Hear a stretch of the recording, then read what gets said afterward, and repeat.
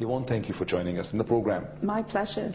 Yvonne, so were you really spying for the Americans in Afghanistan? No, in fact I said to my captors, if I am America's secret weapon, then God help the Americans. So what actually were their accusations against you?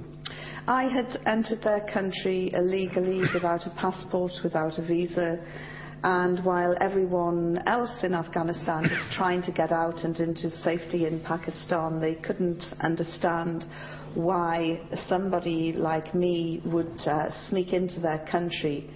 And they were very suspicious. It was a time of war, and they didn't believe that I was a journalist, which I can fully understand. But over a period of days we were able to prove that I was indeed a bona fide journalist. And what were the grounds they left you?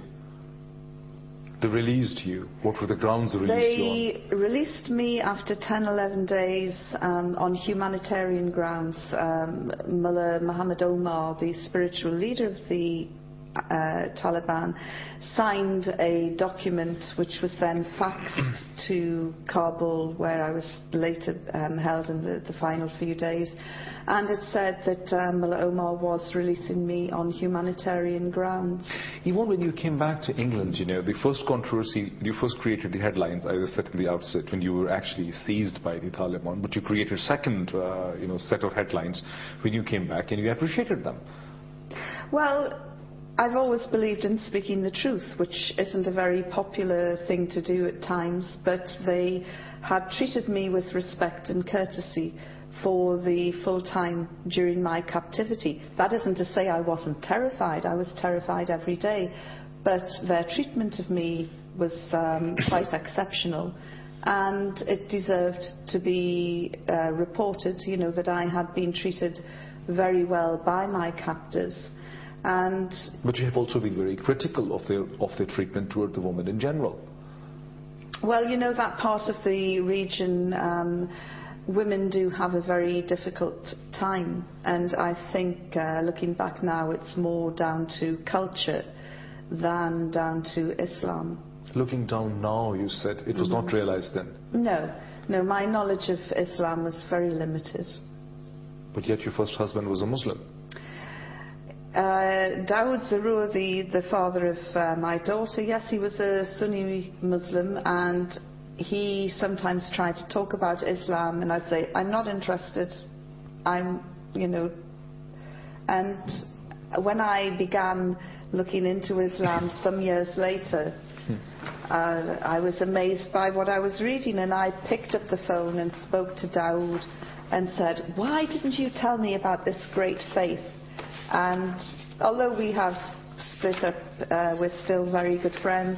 And he laughed and he said, Yvonne, you wouldn't listen to me, you wouldn't take any notice. So there it was, right under my very nose. It's still surprising because, you know, in one of your interviews with Islam Online with Muhammad Ayub Khan some time ago, he asked you the question, did you have any knowledge about Islam before your encounter with Taliban? And you said nothing more factual than would fill the back of a postage stamp. And yet you were married to a Muslim who was head of a certain PLO operations and was the father of your child. Does it make sense?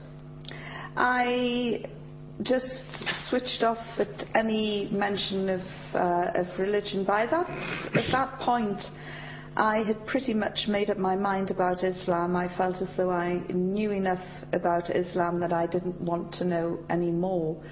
And I regarded Islam as a faith which subjugated and oppressed women. Now I look back and I try and find out, when did the poison start? When did it begin?